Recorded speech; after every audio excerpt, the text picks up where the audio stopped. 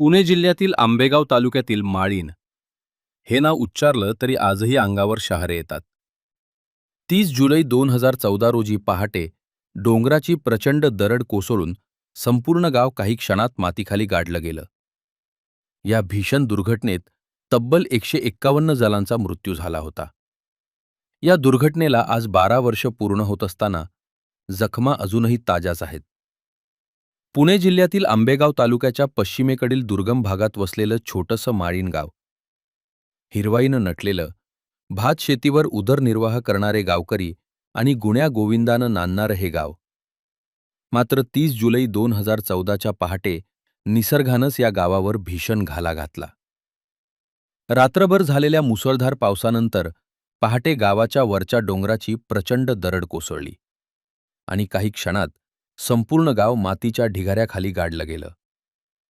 या दुर्घटनेत तब्बल 151 निष्पाप नागरिकांना आपला जीव गमवावा लागला. अनेक कुटुंबे कायमची उद्ध्वस्त झाली, तर अनेकांची संपूर्ण वंशपरंपराच संपुष्टात आली. या दुर्घटनेतून बचावलेल्यांच्या आठवणी आजही अंगावर काटा आणणाऱ्या आहेत. तुमचं घर होतं, हा तुम्ही वाचले याच्यातून. हा तुम्ही ज्यावेळेस घडलं तर तेव्हा मी हे घडलं तेव्हा शेतात गेलो, पाठीमागं असं घडलं ना.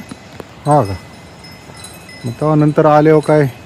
काय नाही, अहो 7:30च्या दरम्यान मध्ये वरून जसा डोंगर आला तसं डायरेक्ट गाव कोंबड्यासारखा डालल्या गेल्या. इकडे हुई नाही, सुई नाही, काय नाही, डायरेक्ट डोंगरच बांधला. बापरे. आणि मग ह्या राडा खाली, मग ते एस टीवाल्यांना पाहिलं, मग इकडे तिकडे खाली या केला. आम्हाला तिकडून यायला चान्स नाही. मग काय वाचलं का नाही किती लोक? वाचायला काय नाही वाचलं, फक्त बाहेर जेवढी गेली ना तेवढी.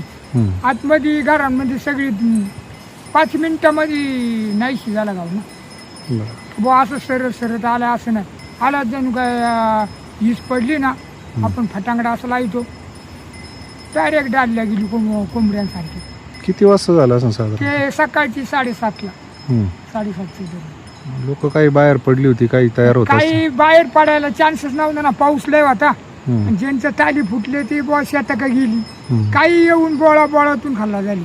कारण काही जी थांबली शेतात तेवढी बुवा असली, मग काय नाही, कोंबडी नाही, चितडी नाही, काय वाचला नाही. वरची लोक वाचली गेली असती, पण खाल्ली थोडीफार जरा निम्मा गाव वाचला असतं. मग तसं काहीच वाचलं नाही. आणि मग झाल्या इकडून तिकडून, मग आल्या बा इकडून JCB BCB, आणि मग इकडून केली सुरुवात माणसा काढायला. तर ती फुगून गेलेली, खाटावर जशी पडलेली झोपलेली तशीच. घर कोणचा कुठं काय कोणचा काहीच नाही.